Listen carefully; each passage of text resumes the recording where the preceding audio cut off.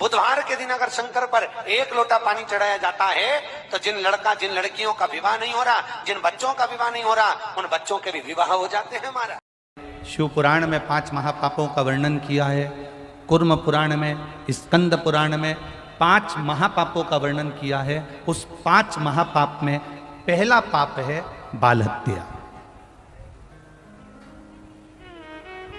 पहला पाप कौन सा है?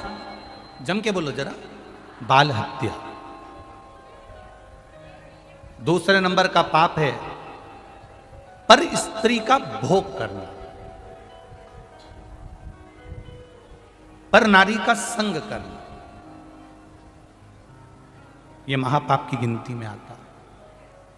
तीसरे नंबर पर आता है स्वर्ण की चोरी करना।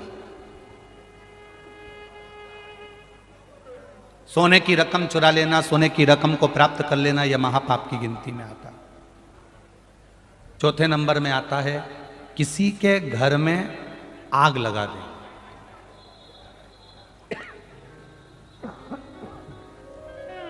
किसी के घर में आग लगा देना, यह महापाप की गिनती में आता है। और 5वें नंबर का होता है किसी के साथ विश्वासघात कर देना, यह महापाप की गिनती में आता है। तो रोग में ग्रसित होना, बहुत रोगीले हो गए ना, बहुत कोई बीमारी ज्यादा हो गई ना, तो स्थान शंकर के मंदिर के बना लो। तो जिसको हमको साफ करना है तो और वहां चंदन की एक बिंदी रखकर आना, 2 स्थान बना लेना।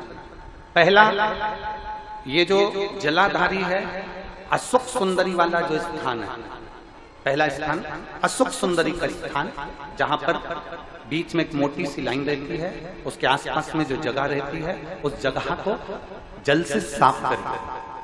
और जल से साफ करने के बाद में उसी को अपने शरीर पर थोड़ा सा लगाइए, हाथ को धो लीजिए, थोड़ी सी चंदन की बिंदी दोनों ओर लगा दीजिए। पहला स्थान। दूसरा स्थान जहां से पानी बहकर जाता है, उस पूरे स्थान पर से कहीं भी एक तुम्हारा मन कर जाए, उस स्थान को थोड़ा सा हाथ से और जल से साफ कर दो। और वहां हाथ को अपने हृदय से या शरीर में जहां रोग है, तकलीफ है, बहुत कष्ट है, बहुत दर्द है, उस स्थान पर लगाओ। और चंदन की, हाथ धोने के बाद चंदन की एक बिंदी उस स्थान पर, वो नाली वाली जगह पर कहीं पर भी रख दीजिए। ये 2 जगह आप साफ करना सीख जाओ। ये 2 स्थान आपने अगर साफ करे हैं तो निश्चित है कितनी भी बड़े से बड़ी बीमारी है, उसका रिजल्ट अच्छा ही आएगा, तो बीमारी समाप्त होगी। वो बीमारी समाप्त होगी, निश्चित है। थोड़ा समय लगेगा, थोड़ा समय लग सकता है, पर आप अपने भरोसे से अगर करोगे तो निश्चित सावधानी से सुनना। कि पंचमी कौन सी तिथि? पंचमी।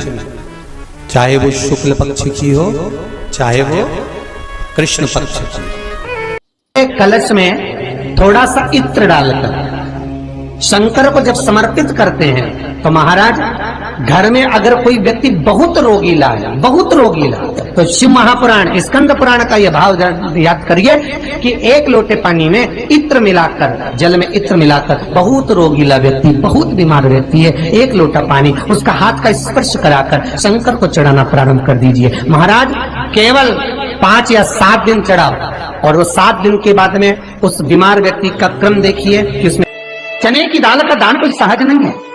जिस नारी का रजोधर्म के अंतर्गत नारी को जो परेशानियां होती हैं, कोई के 8 दिन पहले, 4 दिन पहले, 3 दिन पहले, कहीं ना कहीं रजोधर्म के अंतर्गत जो बीमारियां होती हैं, उसके लिए महाराज 7 चने की दाल के दाने तुलसी महारानी के सामने कटोरी में रखकर तुलसी के 3 पत्ते उसमें डालकर अपनी मनोकामना कर कर तुलसी में 3 बार जल छोड़कर वो तुलसी और वो चने की दाल ले जाएं और उसको धीरे धीरे कर कर, एक एक कर कर, सुबह शाम दोपहर में उसको खा लीजिए। रजो धर्म से जुड़ी हुई परेशानी समाप्त। कोई सहज नहीं है महाराज। चने की दाल को स्वर्ण दान का भी भाव कहा गया। हमारे हिंदू धर्म में चने की दाल को स्वर्ण दान भी करते हैं। जो व्यक्ति स्वर्ण दान नहीं कर पाता वो चने की दाल का दान कर देता है, तो स्वर्ण दान के बराबर मानने वाला। और बहुत ध्यान दीजिए महाराज, अगर कोई काम अटक रहा है, नहीं हो रहा, बहुत प्रयास करा, तो भगवान शंकर के मंदिर में 5 बेलपत्र चढ़ाइए। और शंकर भगवान की जो छोटी लड़की है अशोक सुंदरी, आपको बताया था ना अशोक सुंदरी का स्थान, भगवान शंकर की 6 लड़कियां हैं, उसमें से सबसे छोटी लड़की अशोक सुंदरी की जगह पर एक बेलपत्र चढ़ाई है। फिर एक बेलपत्र नंदिकेश्वर पर चढ़ाई है, और नंदिकेश्वर पर चढ़ाने के बाद भगवान शंकर के मंदिर के बाहर चौखट पर दिया लगा दीजिए साइड में, और फिर अपने घर पर आ जाइए, आपका कार्य सफल होना प्रारंभ हो जाएगा। लोक का एक देव महादेव कैसे हैं जो जगत में जीव को रोगों से मुक्त कर देते हैं, रोग मुक्त, रोग से मुक्ति देने वाला वो केवल एक शिव है। शास्त्र कह रहा है भगवान शिव ओगड़ी दानी दयालु दातार मेरे शंकर ने लीला रची।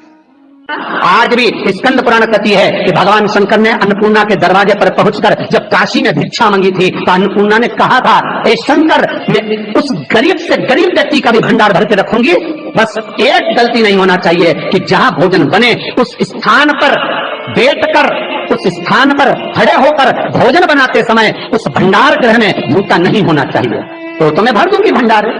जिस प्लेटफॉर्म पर खड़े होकर माताएं भोजन बनाती, सब्जी बगाड़ती, वहीं पे हाथ में लेके चख लेते, हरिओ जगदम्बा, विचार तो करो। भले तुम भगवान को भोग नहीं लगा रही पर पति तो परमेश्वर है, भले तुम भगवान को भोग नहीं लगा रही पर पति तो परमेश्वर है। पति के लिए कहा परमेश्वर, मतलब भले भगवान की तुमने सेवा नहीं करी, भले अर्चना नहीं करी, भले पूजन नहीं करी, पर पति तो परमेश्वर है। तब नहीं तो वही समझ आए। घर में जो सास रहती है वो भी तो माँ है, जो पिता रहता है वो भी तो बद्रीनारायण है। महाराज फिर क्यों कर भी बनाना है तो भी तुम्हारे घर में स्वाद नहीं रहेगा। और जिस मंदिर में, आश्रम में, भंडारे में जब तक भगवान का भोग नहीं लगता तब तक चखा नहीं जाता, चाहे नमक डला ना डला, मिर्ची डली ना डली, शक्कर डली ना डली, भंडारे के भोजन में जो मिला दिया आखिरी में फिर भगवान ने अगर पा लिया तब चखा गया कि अब भोजन में स्वाद है कि नहीं है। तो कभी अन्नकूट की जो सामग्री बनती है, सब्जी बनती है, राम भाजी बनती है, राम भाजा बनता है, मिक्स वेज सब्जी बनती है, भगवान के भंडारे की कद्दू की सब्जी बनती है, उसमें आप भले मिर्ची ना डली, नमक ना डला, फिर भी घर में एक पूरी खाते होगे, वहां 4 मिनट का क्या होगा? क्यों? क्योंकि वहां अन्नपूर्णा स्वयं देने के लिए तैयार खड़ी है। और हमारे घर में तुम चक चक के बना रही, बेटे को दूध भी दे रही तो बोतल में से 2 बूंद टपका के पहले चक ले रही। बाहर चले जाओ, बाहर चख सकते हो, बाहर जाकर पाओ, फिर बच्चे के लिए दूध में शक्कर मिला लो। चाय बनाते हुए गैस के ऊपर चाय रखी है, मई उकल रही, मई से चाय की छन्नी से लेके फिर चख ली। कैसे आए रे अन्नपूर्णा, ये तो बताओ। लोग कहते हैं हमारे घर में सारा सुख है गुरुजी, पर शांति नहीं है। हमने शांति ना जाने चलेगी क्योंकि किचन में किच किच भरा गई, शांति कहां से होगी? ऐसा किच किच भरा हुआ है।